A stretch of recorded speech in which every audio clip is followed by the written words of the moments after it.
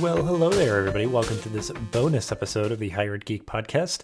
This is episode number 98 with Karen Weissinger, who works at Maya Consulting down in Texas, doing some great work with their school districts down there. It was a pleasure to get to talk to Karen about her work, her backstory, and just what brings her to be really dedicated to this work and bridging kind of gaps between K through 12 and higher education, just really affecting positive outcomes for students across her entire state. So just really great stuff about what we're all going through, trying to move our collective institutions and organizations forward for the benefit of our students. So I know that you'll get a lot out of it, just like I did, and be sure to check out the resources and everything that we talked about down in the show notes and ways to connect with Karen and the work that she is doing. So after this brief message from our sponsor, this is episode number 98, a bonus episode with Karen Weissinger. This episode is sponsored by Degree.me, a one-stop college research tool for students. If you work for a college or university, you'll want to learn all about their ability to connect you with the right students at a budget-friendly price. To find out more, please visit degree.me/HEG. Thank you so much, Karen, for taking time out for the podcast here. And this is just yet another in a kind of thankfully long list now of kind of good serendipitous connections that are coming out of, just genuine networking. And, I've just been kind of putting myself out there. So I'm very glad, we've been able to get connected here and record what I know will be a really fascinating conversation, kind of wide-reaching for all of education through your experience and everything. So, we'll start there just to, make sure folks know a little bit more about you. If you want to introduce yourself and give kind of a brief overview of your professional journey and how you got to be where you are today. Sure. Well, thanks, Dustin, so much for having me today. My name is Karen Weissinger, and I work for an education consulting firm, Maya Consulting. And I guess to start with my professional journey and how I got here, I might take you back all the way to childhood and say that I currently live in my hometown where I grew up, which is Memphis, Tennessee. Mm-hmm. And I went to Catholic schools all the way from kindergarten up to 12th grade. And so growing up, I very much lived in a pretty sheltered environment, very much in my comfort zone, surrounded by people who looked like me, who had similar religious beliefs that I did. And it wasn't until college, I went to college at the University of Mississippi, Ole Miss, and it was really my freshman year where I realized that there was this world that so many people had not grown up having the same privileged lifestyle that I was afforded growing up. I remember freshman year algebra class and looking around and realizing I was someone who thought I wasn't great at math in high school. And here I was, and there were people in my freshman class who were struggling with some basic intro math concepts, had some other similar experiences and some English classes. And so I was really starting to grapple in college with this idea of inequities existing in our society. And as cliche as it sounds, I actually came across a flyer that was hanging in the honors college at Ole Miss that said, "Closing the academic achievement gap is our generation's civil rights issue." And that really struck me. And so I ended up attending an information session. The flyer was from the Teach for America organization, and began to learn more about the organization. And, really, I think it's only been recently that I have come to realize about myself that I have always had this strong sense of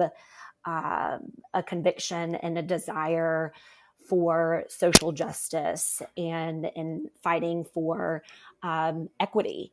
And so I decided to apply for the Teach for America program and thought, you know what, now is the time to really get out of my comfort zone. And I ended up teaching in the South Bronx, 7th grade English language arts. And it was a very challenging time. Here I was, an idealistic, right out of college, thinking I could change the world. And, my story in years following probably very similar to others that have gone a similar path of doing Teach for America. I taught for a few more years. I took on some administrator roles, and then I ended up was living back in Memphis and met my now husband at a mutual friend's wedding. He was living in Austin, Texas. I was living in Memphis, and we ended up deciding to get married. And so I thought, okay, now is the time to live in the same place now that we are going to get married. And so I made the move to Austin, Texas to be with him and continued to work in schools. I was a founding elementary school principal. And then after having my second child, decided to transition out of the classroom, school environment that I had known for over a decade in education, and wanted to transition into something that would allow me more of the opportunity and flexibility to be a mom and have a job at the same time. So I left the school and ended up joining my consulting, which my boss was a former colleague of mine at the school where I worked, and so that's what led me to Maya Consulting, and have been with them now for over 2 years. Very cool. Yeah, I mean, you're kind of reflecting on your, like, the entirety of your education, professional journey and everything. And, I think there's just so much there of like understanding like your own story and like what the experience of others is in education, and, how much work there is to be done there. So, I guess like we'll start there, because I think, the main topic that we want to focus on for this, and this will be kind of like a bonus, like special episode, like, a little bit more focused, but just sort of like, system level change. And I think, it could be taken a couple different ways, I guess, of, from what you're speaking of like being a founding school principal, or, if there's ever like new initiatives that were happening or changes that were happening that you were a part of. But just like that idea of system level change is certainly very relevant in the times now of like, having to really, pivot into digital education quickly, or just be, influencing change in your organization around like, fighting back against like systemic racism and those sort of things. So I'm just curious, kind of like, in any capacity of education, like what your experience has been with that, whether it's firsthand doing it, helping to consult to, help kind of shepherd that change, or, just anything that comes to mind, because I feel like that's obviously just sort of super relevant for folks right now. Yeah, definitely. So at Maya, we're a small firm, a group of all educators, and our mission, our vision is that we want excellent and equitable schools with inclusive communities that prepare all children and families for success in life. And we have had the opportunity over the past couple of years to be able to work with both school districts and work at that system level, like you're talking about, as well as at the individual school level. We also support nonprofits and foundations. and we do work that involves strategic and sustainable improvements in practice and systems. And the two big areas that I have personally been involved in when we think of systems change has been one, through our work as technical assistance providers through the state education agency in Texas. We have played a role of really three different roles, being an advisor to districts, doing project management, and then being that liaison between the district and the state education agency. And we have now supported over 20 school districts in Texas to plan and implement what we have been calling in Texas as bold school actions to improve schools and outcomes for kids. And the action that I have been personally involved in and that I have come to be really passionate for has been around partnerships and working with school districts and nonprofits, early childhood centers, institutes of higher education, to work with both of them to come together and form in-district partnerships in order to provide more quality programming and options for students. So the ultimate goal is to be able to increase the number of A and B campuses that exist in a district and decrease the amount of DNF, rated schools that are out there. And so the partnerships have been something that I have just really come to see as an avenue, as a route to make that system level change. I think when organizations can look to each other as not as competitors, but as, how can we work together, put egos aside, and really do what's best for students. And so that's been really, really exciting work. And through that, I've spent a lot of time working with district superintendents, assistant superintendents, because a lot of this work takes school board approval and informing the community and finding out what it is they need and what they're looking for, and helping districts find partners that can help bring extra expertise, resources, capacity to their district that might not have been there previously. Yeah, and I guess fascinating stuff. And I mean, I'm kind of curious with like kind of that saying like an A and B rating, like the success that you are able to achieve. Like, what are some like tangible examples of like the successes of your work, of like, you're implementing, a new policy, a new process, a new platform, something, what are some of those things that you're measuring that say like, okay, great, this person or, this organization, has been able to, reap the benefits of, this change that you've helped them to implement? Sure. Well, on a specific level, we have worked with 4 different districts to expand access and quality for early childhood. So we have, like in Galveston, Texas, for example, we helped an early childhood center there, along with the district, to expand pre-K for 3-year-olds, for 4-year-olds that didn't exist previously in the district.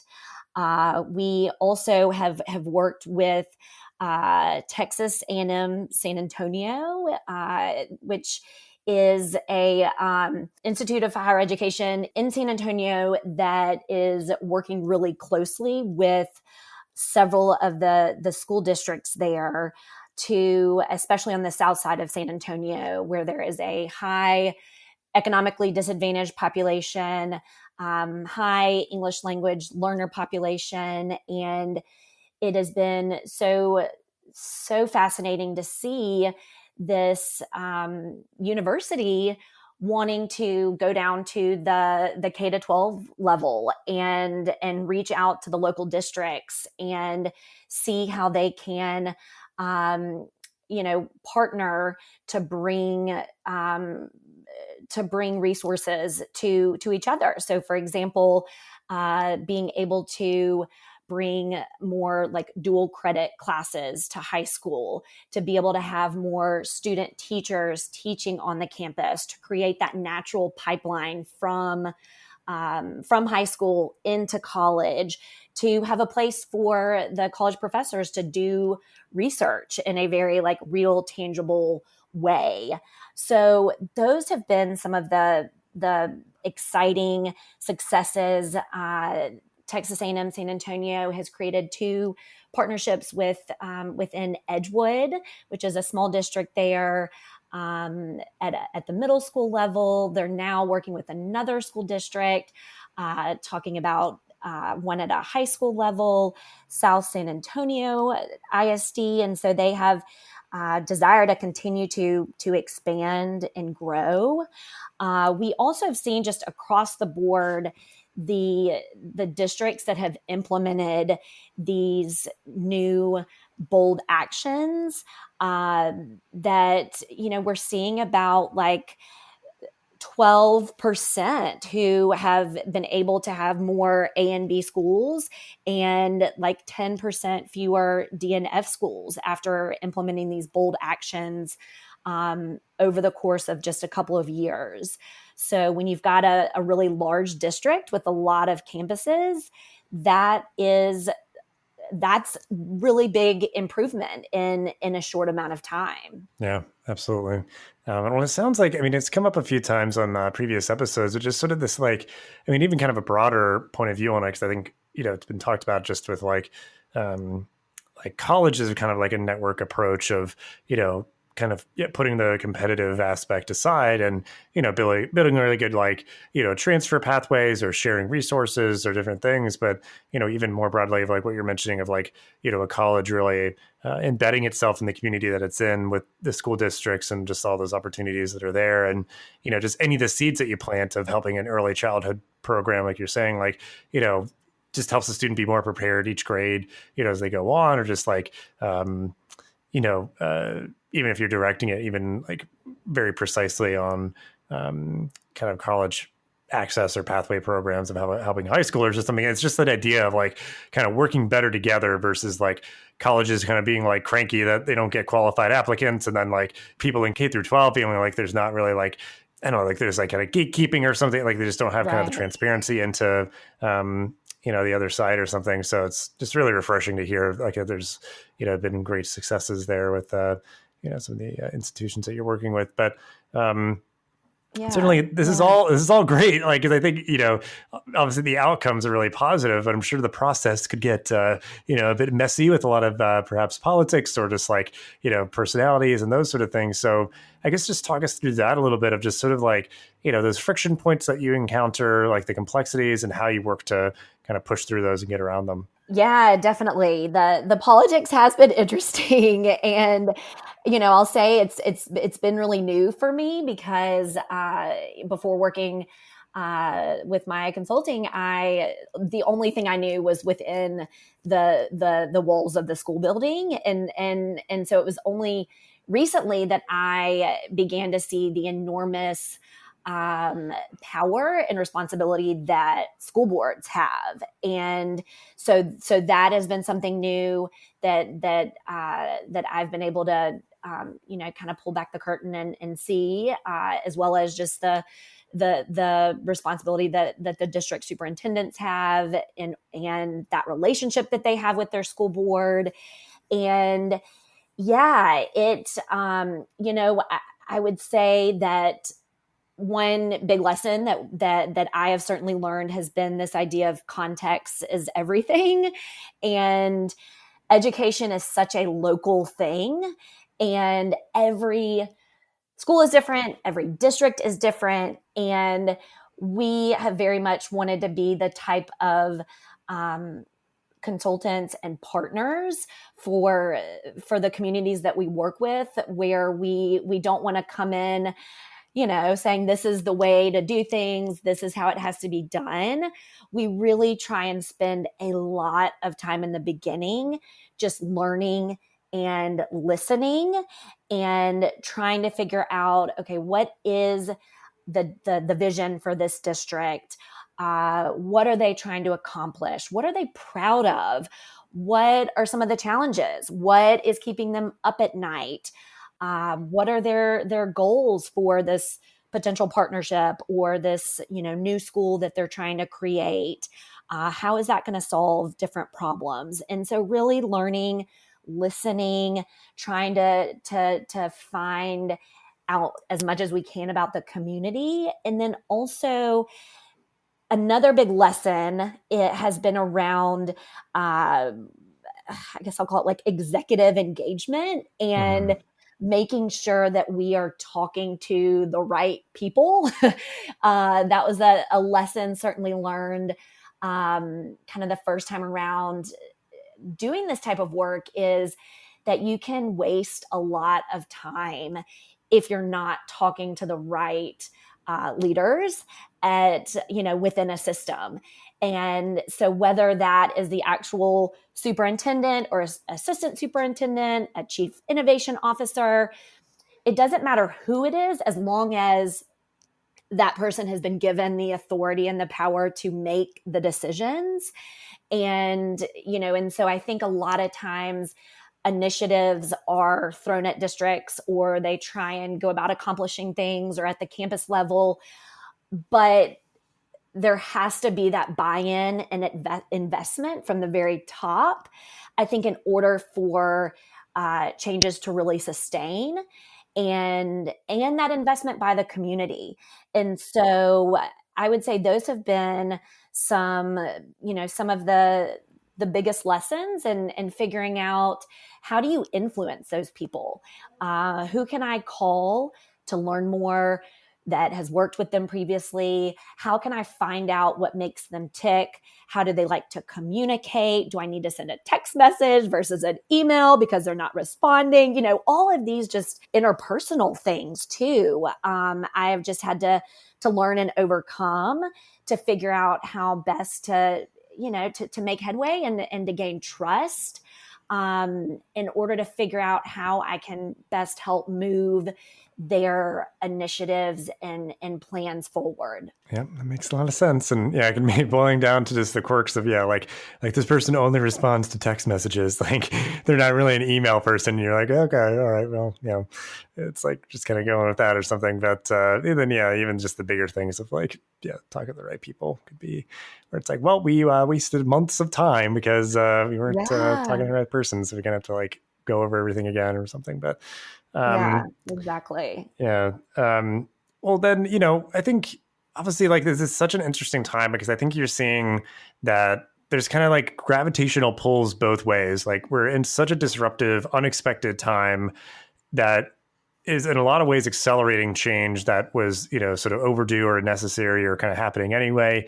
But I think there's also tendencies to be like, well, everything is so chaotic. Let's just really like kind of dig our heels into the way that we've always done things and do everything that we can to do it like we did it before, of like, especially with, anywhere in education, whether it is a K through 12 school or a college, because I joke about this a lot, and I get that it's a very complex kind of situation of how you like, keep an institution going with everything that's going on and trying to bring students and everybody back on campus, but just like, well, let's just put plexiglass everywhere so that we can have students back on campus just like we always did it. And like everything is just like, the same, versus like, okay, well, the budget that we'd use to put plexiglass everywhere, like how can we maybe leverage resources to embrace like digital education, different platforms or whatever? Like, I think those are the dilemmas that everybody is trying to grapple with. So, from your point of view, as leaders are, leaders in education just broadly, like as they're grappling with these, with these dilemmas, just generally, like, what kind of advice would you give to people, or even the people that work with those people, of like trying to give good advice or something, to help them to make decisions? Like, yeah, just from your point of view, like, what advice would you give, just with all of this kind of in consideration? Yeah, no, it's a great point. I mean, I think that what we're seeing across the board is that leaders are so focused on what is happening in the next minute, in the next hour, in the next day. Things are so rapidly changing with COVID and reopening plans and adjusting to that. And while all of that obviously has to happen, and you have to think about what is in front of you, one thing that I really wish that we were seeing more is, how can we take this crisis and use it for a catalyst for change, like you're saying, and to really reinvent and reimagine education. And I think in order to do that, we need leaders who are going to be bold and, who might take the political hits, who are going to be able to ask for help and seek out leaders in the community, partnerships, organizations, and form groups that can continue to think through strategic planning, long-term planning, and how can educating students look different in 1 to 5 years. How do we want to use this time to really think about how we need to pivot and how we need to make sure we are considering students social emotional needs and trauma informed decisions and all of these things. And so I do want that. I think that's my one desire, is that while leaders are so focused now on the now, how can either they or a team really be focused on, okay, well, what's going to be next, and how can we work for that? And I think too, just the communication right now, I think, is so important. And I've seen leaders and districts be more successful when it seems like they're hearing from a leader more consistently about the current task at hand, and really speaking from a place of humility and honesty, and trying to keep that communication flowing as frequently as possible, and really taking this time to listen to what it is that our community needs. What is it that we've got to improve in order to prepare students for to have these more 21st century skills, that's going to prepare them not only to get to college, but through college and persist. And I think all of that is so important to be thinking about the future while also balancing what's going on in the here and now. Right. Well, and I think an important detail there for sure that, again, has kind of come up often is, making decisions with your students, not like solely for them. And certainly that can apply to, most stakeholders, but like, you should at least be like helping people to feel involved and heard, even if, like, the decision ultimately does not go the way that they would hope it would be, but, Right. people still feel involved. Because I think we've seen at times where that is not the case, especially right now. And, certainly there's a lot of urgency and, you know, uh, decisions are needing to be made quickly, but still trying to do the due diligence of including people. And and I think too, that idea of like really making like change sustainable, I think that's why to me, like putting plexiglass everywhere, like for classrooms, like feels like kind of like a punchline, because it's like, what other use is there for that? I don't know. Like and it feels like there's like clearly another Right. way, in certain instances, there's not, where like somewhere definitely needs to be open and they need to keep people safe, but that there's such a clear path to, kind of digital education, with that fork in the road. But, and that just feels like more sustainable change that would allow for like, potentially like greater access for students and, just more, that kind of choice in the modality and the way that different content is facilitated for courses. But, Yeah. Yeah, I mean, it's all interesting stuff, and I think I don't know. Again, I don't ever claim to make it make people think that it's just like, oh, it's just that easy, just like it's a fork in the road, and just do whatever, like there's so many other things to consider. But like you said, it takes people with kind of vision and good, I think, decision making and communication skills, and all those sort of things packaged together to make sure that the decision that's made is thoughtful, intentional, inclusive, and considerate of everything that it needs to be, and is communicated clearly and confidently to all the stakeholders. So Yeah. yeah. Yeah, it's going to be so, so interesting just to see where we are 6 months from now. How we're taking these lessons learned, and I think that for a lot of us, myself included, we like to think, oh, we're going to be back to the quote normal, but this could go on much longer. And so, yeah, like how, I was participating in a conversation yesterday, just thinking about, preparing buildings for when students do return, and knowing that, if some have been closed and vacant, making sure that, like, just thinking through turning on air conditionings in time, and just all of the things that need to happen, but all of the uncertainty around not knowing when that will be. I think a lot of times that can just paralyze leaders, because there are so many decisions, and there is so much unknown. Yeah, for sure. Well, then, as we start to kind of wind down, I'm curious, like anything that helps inform your work, or just great resources that you're seeing out there. So, just anything kind of under the sun that you'd want to give a tip of the hat to that we can include in the show note. Yeah, just any relevant resources. Sure. So I right now am listening to, probably along with a lot of other people, the podcast Nice White Parents. Have you listened to that one, Dustin? I know of it. I haven't got the chance. Yeah.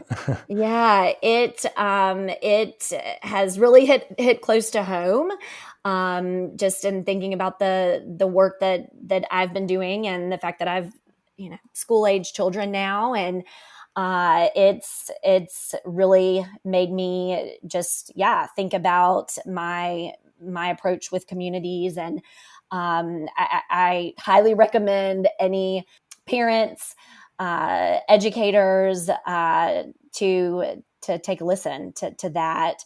I also have been really obsessed with Brene Brown's Unlocking Us podcast. I feel like it's helped me get through a lot of the pandemic. I think she's had on some really amazing, diverse group of thought leaders, and so recommend that one.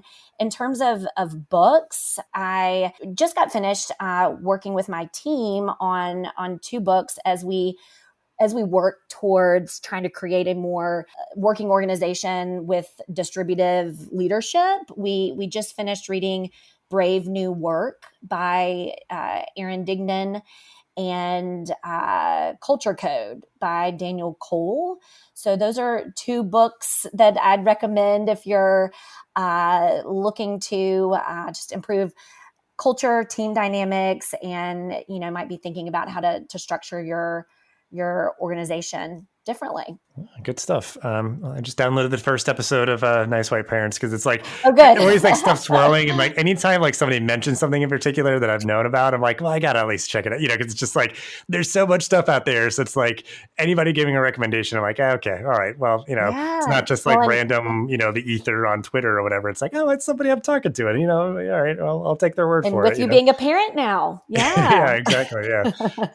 So good call on that one. And yeah, I mean, it's just like a 5-part series, like a podcast series. So I worked through that pretty quickly. And yeah, I've been like, engaging more with audiobooks during quarantine and everything. And that's helped me to get through more books, and, still trying to keep my healthy diet of podcasts going too. So, now that you, with a newborn, you really have to, I have listened to a lot more books than I ever did before, because as soon as you lay down at night, I'm sure you are falling asleep. It's hard to keep your eye open and read once you are so tired and have such busy days. Yeah, exactly. Or just like, I'm walking the dog, I'm doing anything. It's like, yeah, I can like listen to stuff. I can't like read a book while I'm like rocking her to sleep. Like it'd be very hard to like hold the Right. book and turn the pages and do it, So yeah, it's Yes.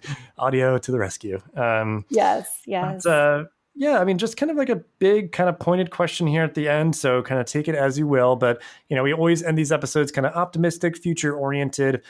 So for this episode, we'll just end it with this. What are you looking forward to for the future of education? For the future of education, well, I've got to, I think, put a plug again for what I've shared as passion and what I truly think can help create positive change in the future for our students, and that's the community partnerships.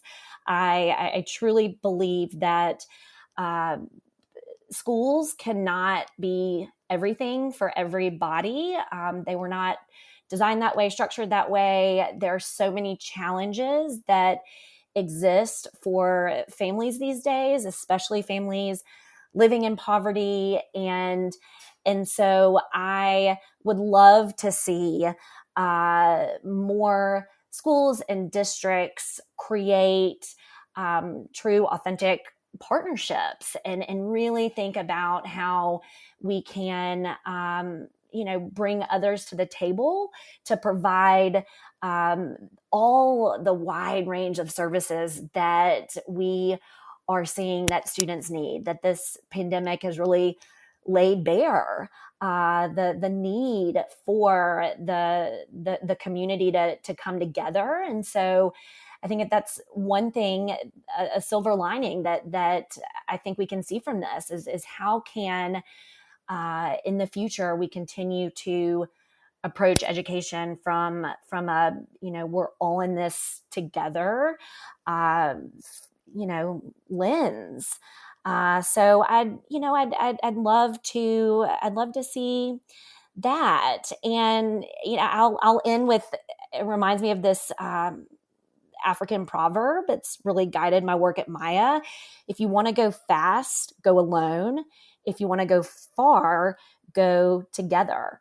So just inspire leaders to, focus on putting students and families first and recognize that when you work together, you can go further together.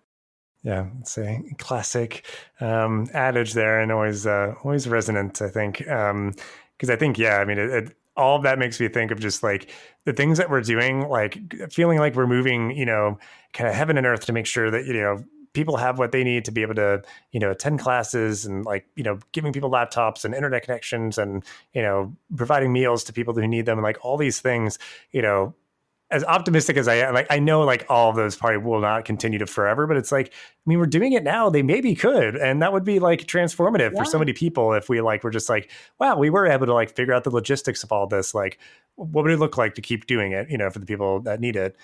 So those sort of things, yeah. Like, I mean, make me hopeful that it's like, well, people said it wasn't possible, but I mean, we figured out a way. So, that just is a really powerful thing. Yeah, of just how we can. I mean, that idea of like, because it certainly was not like any sole kind of, single player like doing all these things. It really was like those partnerships, I think, like you're saying, and I think that's definitely a good kind of food for thought for people, and just a lot of great stuff that you shared, and the resources and everything. So just thank you so much for the time that you took out really quick for the podcast here, and just sharing your story and all your experiences. And just look forward to folks being able to hear this. And I'm just so grateful for the opportunity to chat. Yeah, well, thank you, Dustin. I so appreciate it. Thanks for the time. Thanks for listening to this episode of the podcast. Make sure to rate, review, and subscribe so you never miss an episode. Thanks again for listening, and we'll see you in the next episode of the Higher Ed Geek podcast.